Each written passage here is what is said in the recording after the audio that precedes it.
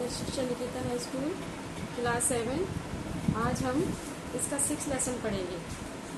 बसंत का 6 लेसन पढ़ेंगे जिसका नाम है रक्त और हमारा शरीर। इसमें हम पढ़ेंगे कि हमारे शरीर में क्या क्या होता है और रक्त का हमारे शरीर में क्या महत्व है। तो इसमें क्या है, एक दिव्या नाम की एक लड़की है जिसका जो कि अनिल एक लड़का है, उसकी छोटी बहन है। तो उसको वो एक डॉक्टर के पास लेके जाते हैं क्योंकि उसके दिव्या के शरीर में थकान महसूस होती है और उसका भूख कम लगती है और काम में मन लगता।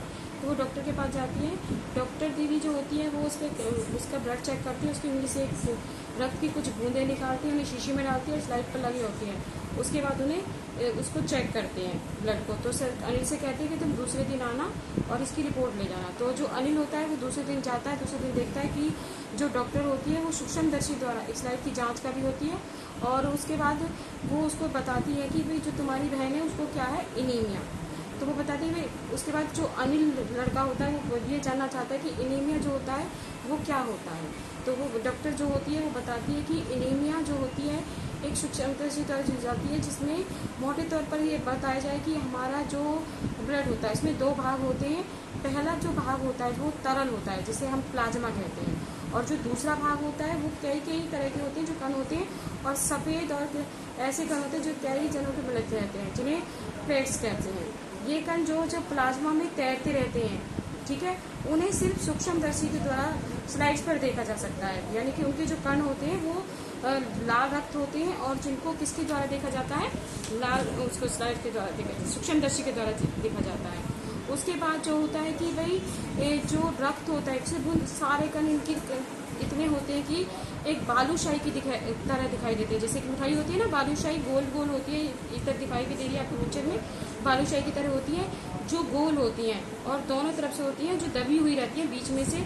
रक्त की इनमें इतनी संख्या होती है कि इनकी जो ब्लड में लाखों की संख्या होती है।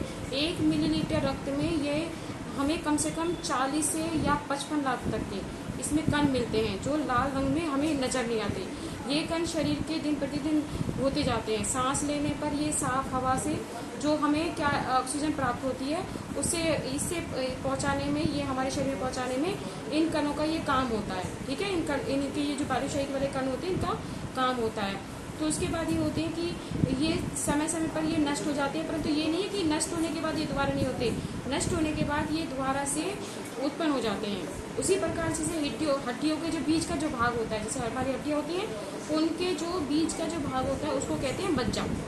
ठीक है, मज्जा में बहुत से ऐसे कारखाने होते हैं जिसमें रक्त कणों के निर्माण में लोग लगे रहते हैं। इसके लिए हमें इन मज्जा के लिए क्या चाहिए, हमें इसके लिए हमें प्रोटीन, लोह तत्व और विटामिन सी, ठीक है, इस तरह चाहिए। जैसे किसी कारखाने को चलाने के लिए कच्चे माल की आवश्यकता होती है ना, उसी तरह से हमारे शरीर पर ये जो हड्डियों को चलाने के लिए कुछ पौष्टिक आहार की जरूरत होती है। तो वो मैंने आपको बताया, जैसे प्रोटीन, लोह तत्व आदि होते हैं, पौष्टिक आहार लेते रहना चाहिए, जिसमें हरी सब्जी होती है, दूध होता है, अंडा, गोश्त आदि मात्रा में होती है।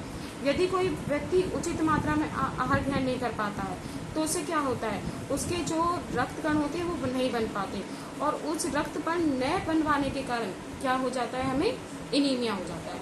अब समझ में आया एनीमिया क्या होता है? एनीमिया होता है कि किस तरह से हमारे शरीर के अंदर रक्त कण होते हैं, किस तरह से 2 भागों में बैठा होता है, प्लाज्मा प्लेट्स होते हैं और इसमें कण जो है लाखों की मात्रा में होते हैं जो कि रक्त के गहरे रंग के कारण हमें दिखाई नहीं देते। ठीक है, उसके बाद होता है कि एनीमिया कई कारणों से होता है। किन कारणों से होता है?